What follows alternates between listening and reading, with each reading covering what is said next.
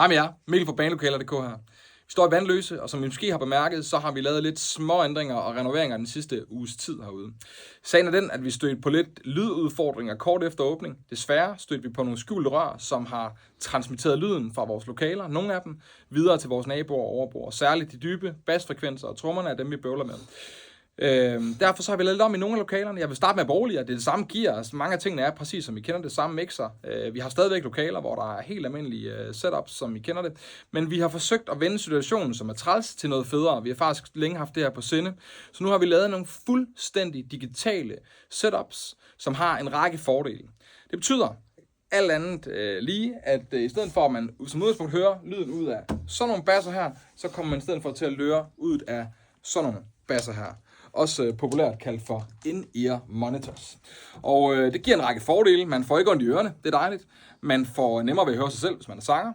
Man får en renere lyd, man får en klarere lyd. Man kan spille med klik til metronom. Det betyder også, at vi har måttet opgradere vores mixer, som gør, at I nu kan lave multitrack recording, smide en USB-pen i her.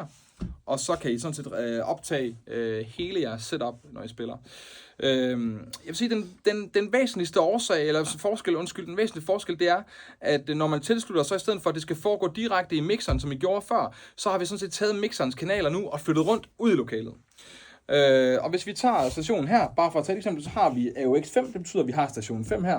Det her, det er så headphone 5, og så har vi kanal 14, 15 og 16, det vil sige, plukker man noget ind her, bum, i kanal 14, for at tage et eksempel, jamen så tilsvarer det så selvfølgelig, at det kommer over i kanal 14 herover på mixeren. Mixeren vil jeg lige gå videre til nu, fordi den eneste forskel, som I sådan set skal gøre her, man kan sådan set stadigvæk godt bruge left right, hvis man gerne vil det.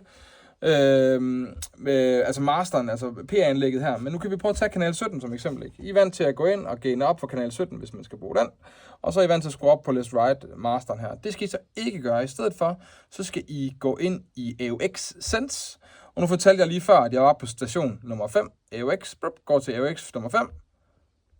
Og så skruer jeg op for kanal nummer 17. Det vil sige, det er altså mit eget, hvis jeg står ved station 5 her, som I kan se, så er det her, det er så mit eget feed, så at sige. Det er kun mig, der kan høre, hvad der sker i det her. Det betyder også, en anden fordel, det er, at man kan lave sit helt eget lyd-setup-billede. Det betyder, hvis man er træt af, at trommeslageren er for høj, jamen, så kan man sådan set bare skrue ned for trommeslageren, osv. Så som vi ser det, giver en række fordele, men der er selvfølgelig lige en lille smule tilvænning. Slutter af med at sige, at hvis I har spørgsmål, så ringer I, eller skriver I bare alt det I vil. Lokalerne er åbne.